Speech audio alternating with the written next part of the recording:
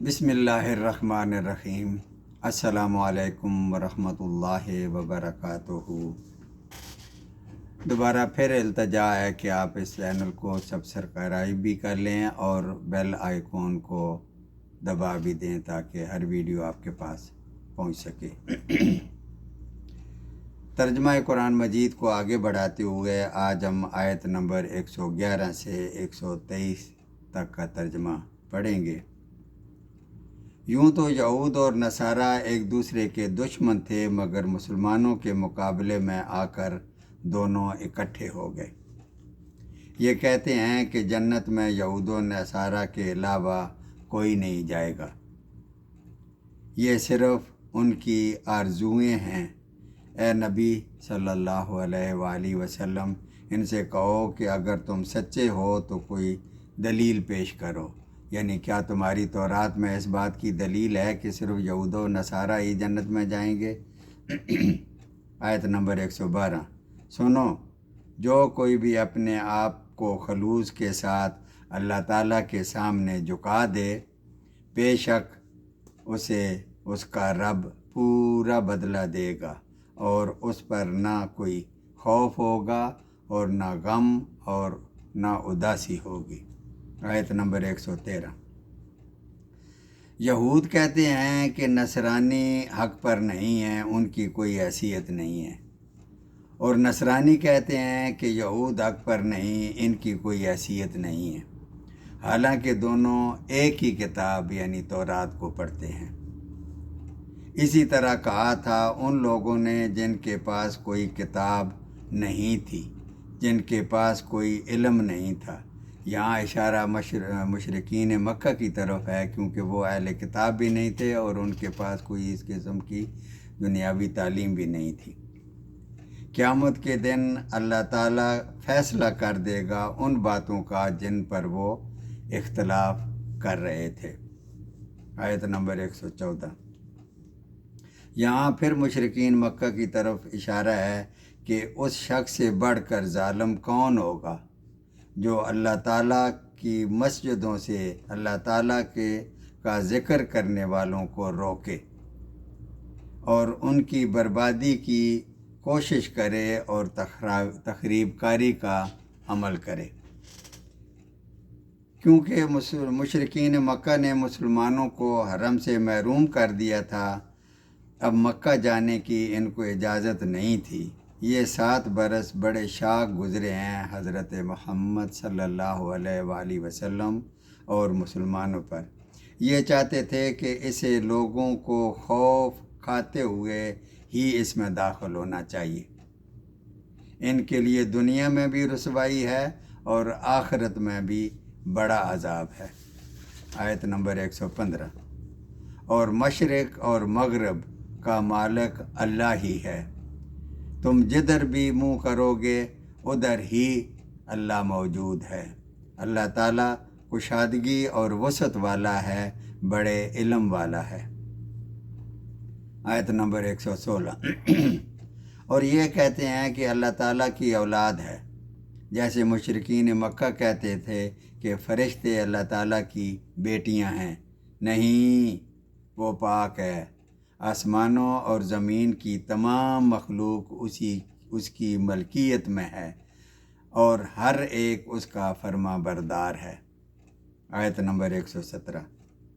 وہ زمین اور آسمانوں کا ابتداءً پیدا کرنے والا ہے جب کچھ بھی نہیں تھا، اور وہ جس کام کو کرنا چاہے کہہ دیتا ہے ہو جا، اور وہ ہو جاتا ہے۔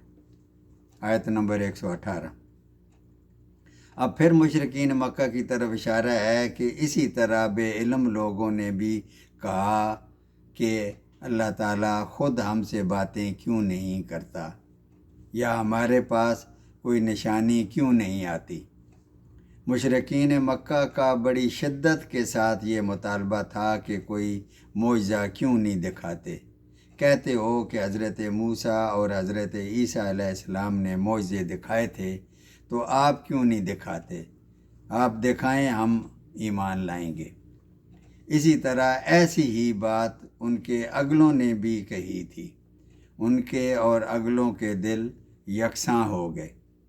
ہم نے تو یقین والوں کے لیے نشانیاں بیان کر دیں۔ آیت نمبر 119، بے شک ہم نے آپ کو حق کے ساتھ خوشخبری دینے والا اور ڈرانے والا بنا کر بھیجا ہے۔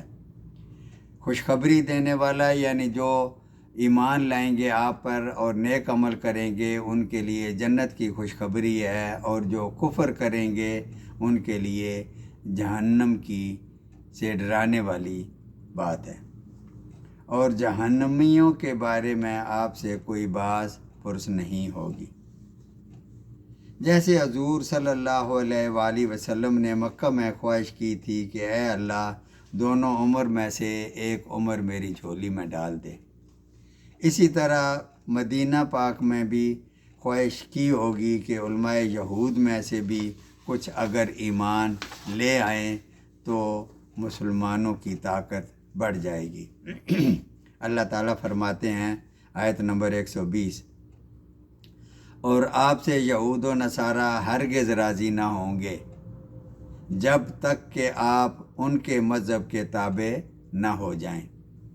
آپ کہہ دیجئے کہ اللہ تعالیٰ کی ہدایت ہی اصل ہدایت ہے، اور اے نبی صلی اللہ علیہ وآلہ وسلم، آپ کے پاس علم آ جانے کے باوجود اگر ان کی خواہش کی پیروی کی تو اللہ کے پاس آپ کا نہ تو کوئی ولی ہوگا اور نہ مددگار۔ آیت نمبر 121، جنہیں ہم نے کتاب دی ہے وہ اسے حق کے ساتھ پڑھتے ہیں، یعنی وہ اسے پڑھنے کے حق کے ساتھ پڑھتے ہیں اور اس کتاب پر ایمان بھی رکھتے ہیں۔ یہاں ایک بات سمجھنے والی ہے کہ حق کے ساتھ پڑھنا کیا ہے۔ آپ نے عربی کے الفاظ ادا کیے، قرآن پڑھا، مگر پتہ نہیں کہ کیا پڑھا، اور اگر آپ نے سمجھ کر پڑھا اور اس پر عمل بھی کیا تو آپ نے اسے اس کے حق کے ساتھ پڑھا۔ فرق آپ خود سمجھ لیں۔ اور جو اس کے ساتھ کفر کرے وہ نقصان والا ہے۔ آیت نمبر 122، اب پھر یہاں وہی بات دہرائی جا رہی ہے، اے اولاد یعقوب یعنی بنی اسرائیل، یاد کرو وہ نعمتیں جو ہم نے تم پر انعام کیں اور تمہیں تمام جہان والوں پر فضیلت دے رکھی تھی۔ آیت نمبر 123، اور اس دن سے ڈرو جس دن کوئی نفس کسی کو کچھ نفع نہ پہنچا سکے گا اور نہ کسی شخص سے کوئی فدیہ قبول کیا جائے گا اور نہ اسے کوئی شفاعت نفع دے گی اور نہ اس کی مدد کی جائے گی۔ صدق اللہ العظیم۔